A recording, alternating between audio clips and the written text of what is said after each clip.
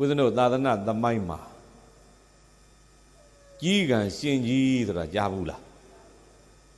မြိုင်နယ်ကကြီးကံရွာကကိုရင်ကြီးပေါ့ဟုတ်လားအဲ့ဒီကိုရင်ကြီးကအသက်18နှစ်မှာတိတ်ပြီးတော့ညံထက်ညံသွက်တော့18နှစ်ကလေးကမင်းမူရန်ဖြစ်နိုင်ငံဝန်ထမ်းဖြစ်တယ်ပေါ့ဥပဒေရေးရာဘက်မှာမြန်မာနိုင်ငံအတွက်ဥပဒေရေးရာဘက်မှာသူလှုပ်တယ်18နှစ်ကနေလှုပ်တာလုပ်ငန်းလုပ်တဲ့20ကြာမှာကိုရင်ဝတ်တယ်လုပ်တဲ့20မှာဘယ်လောက်အဲ့တော့အသက်ဘယ်လောက်ဖြစ်သွား38နှစ်မှာကိုရင်ဝတ်တာနော်38နှစ်မှာကိုရင်ဝတ်တယ်ကိုရင်ဝတ်ပြီးတော့ပြိဿစာသင်လိုက်တာခဏလေးနဲ့တိတ်မကြခင်မှာပဲပိဋကသုံးပုံသူတတ်တယ်ပိဋကသုံးပုံတတ်တော့အဲ့မှာသူ့ရဲ့ခေါင်းထဲမှာရှိတဲ့ကြပြာညံနဲ့ပိဋကသုံးပုံရဲ့အနှစ်သာရတွေထုတ်ပြီးတော့မေခွန်းတွေရေးတာမေခွန်းပေါင်း3920မေခွန်းပေါင်း3000ကျော်ပေါ့ဟုတ်ပြီလားသူမေခွန်းတွေကိုသိမဖြေနိုင်ကြ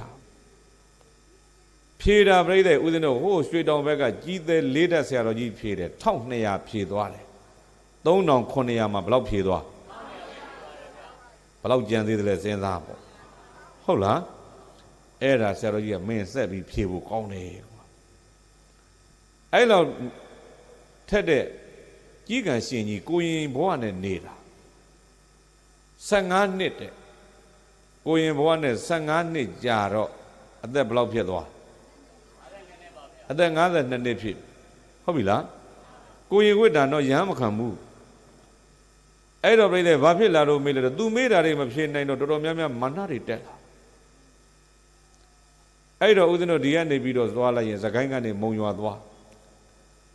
ခင်မွန်ရဲ့အလွန်မှာမုံရွေးဆိုတာရှိတယ်လေ